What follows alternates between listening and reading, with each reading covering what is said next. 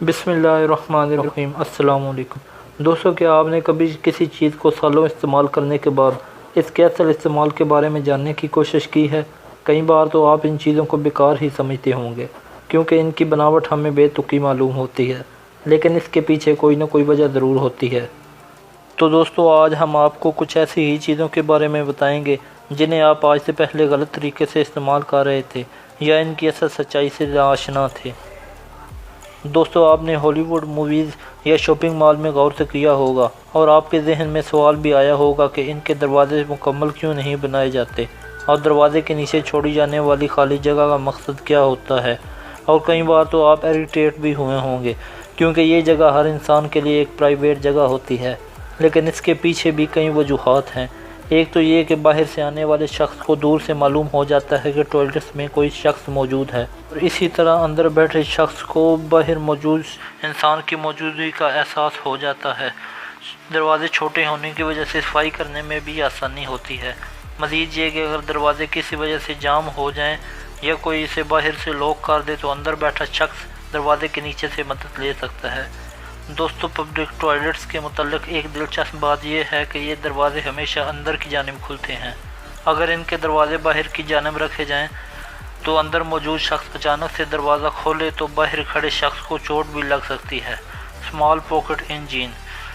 دوستو، کیا آپ نے کبھی غور کیا ہے کہ جینز کی پینٹ میں چھوٹی جیب کس لیے لگائی جاتی ہے اور چھوٹی جیب کو بنانے کا اصل مقصد کیا ہے؟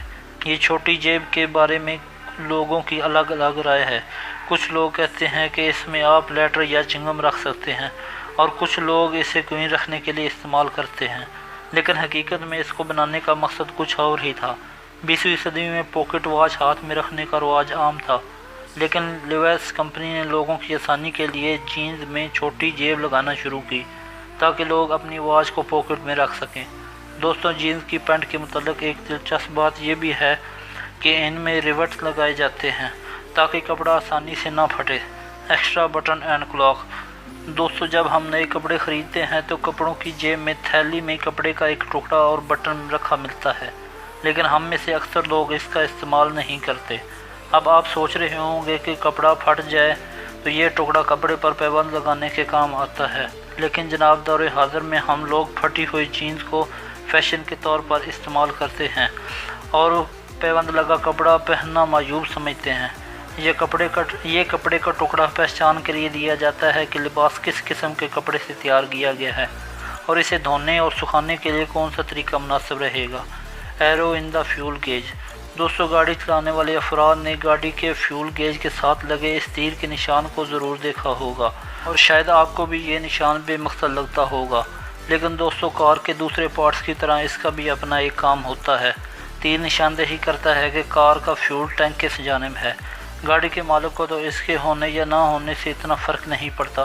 اگر آپ نے گاڑی کرائے پر لی ہے تو فیول ڈلوانے کے لیے یہ نشان آپ کے فیول ٹینک کی درست نشاندہی کرے گا اور آپ کو کسی قسم کی مشکل کا سامنا نہیں کرنا پڑے گا۔ اور ریئر کیمرہ ان آئی فون۔ دوستو، آئی فون کے پچھلے کیمرے اور لائٹ کے درمیان ایک سوراخ ہوتا ہے اور زیادہ تر آئی فون استعمال کرنے والے لوگوں کو بھی اس کا مقصد معلوم نہیں ہوتا۔ دراصل یہ آئی فون میں موجود 3 مائکرو فون میں سے ایک ہوتا ہے۔ ایک مائکرو فون کی نچلی سائڈ پر کال کے لیے استعمال ہوتا ہے، دوسرا میچ اسکرین کے سامنے اسپیکر کے ساتھ موجود ہوتا ہے جس کا استعمال ویڈیو کالنگ یا ریکارڈنگ کے لیے استعمال ہوتا ہے۔ فون کے پچھلے اور کیمرے کے نیچے لگے ہوئے اس مائکرو فون کو یہ کالنگ کے دوران آواز کو مدھم کرتا ہے جس سے آواز کی کوالٹی صاف اور مدھم بنی رہتی ہے۔ تو آج کی اس ویڈیو میں بس اتنا ہی۔ امید ہے کہ آپ کو ہماری ویڈیو پسند آئی ہوگی۔ اس کی ویڈیو کو لائک کریں اور اپنے دوستوں کے ساتھ شیئر کریں۔ Thank you. اللہ حافظ۔